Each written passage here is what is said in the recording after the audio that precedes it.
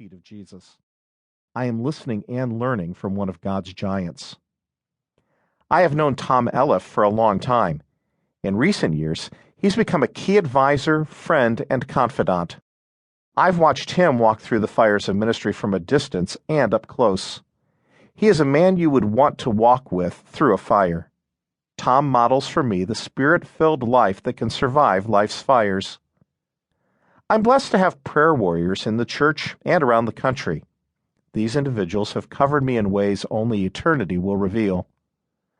Paul said it best in his letter to the Philippians, "Yes, and I will rejoice, for I know that this will turn out for my deliverance through your prayers and the provision of the Spirit of Jesus Christ." Chapter 1, verses 18 through 19. We need both. I need both. To live a fireproof life, I am desperate for the prayers of the saints and the provision of the Spirit. I know in glory I will praise God for my deliverance from fires the enemy set for me because of the prayer that bombarded heaven on my behalf and because of the provisions of the Spirit of Christ. There are many casualties in the family of God. Some warm themselves at the enemy's fire, while others play with fire. Many foolishly think they are fireproof in their own strength. This book is written with the prayer that we will all finish well. Although the fires will come, we can make preparations for them. We don't have to be casualties or statistics. We can do more than survive. My prayer for you is that God would use these pages, along with the prayers of the saints and the provisions of the Spirit, to see you safely home. Michael Catt, Albany, Georgia. Chapter 1. Standing in the Fire. He will be like a tree firmly planted by streams of water. Psalm 1:3. My friend Ken Jenkins is a professional photographer. While researching sequoias in California several years ago, Ken had a lengthy conversation with one of the foresters there. There had been a forest fire among these giant trees, some of which are so old they date back to the time of Christ. A sequoia can live through many fires, surviving because its bark is 2 feet thick. But after a fire, a tree can smolder for 6 to 12 months from the pain and suffering of the flames that lashed at the bark.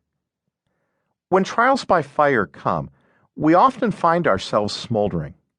We end up asking God, "Why this?" or "Why me?" We can even buy into the lie, "If God loved me, He wouldn't have allowed this to happen." But it is wrong to assume that God does not love us, does not care, or does not know what we are going through. The reality is that all of us go through fires in times of testing. Trials show what we're made of. They reveal our hearts, our faith, our level of maturity. The fires in the sequoia forest actually produce favorable results. When the cone of the sequoia is burned, it dries out, pops open, and disperses its seeds. Experts tell us each cone, though only 2.5 inches long and 1.5 inches wide, contains up to 200 seeds. The wind carries the seeds and deposits them on the ground as silently as snowflakes, and so life springs from death, and the flames result in new birth. A cultivated heart. Ironically, however, the forest that Ken was photographing contains no young trees. If fire opens a cone which produces 200 seeds, and one tree can produce tens of thousands of cones, why isn't there new growth? Where are all the young sequoia trees? Unfortunately, tourists and onlookers have caused another problem. The ground has been hardened by their trampling feet. With no cultivation or breaking up of the soil, the seeds cannot take root and multiply. The key to the growth of the seeds is nitrogen-rich soil, the result of layer upon layer of ash from many fires. Jesus' parable of the sower holds great truths about fireproofing your life, how to live a life that can withstand the fire and produce fruit. And he spoke many things to them in parables, saying, "Behold, the sower went out to sow. And as he sowed, some seeds fell beside the road, and the birds came and ate them up.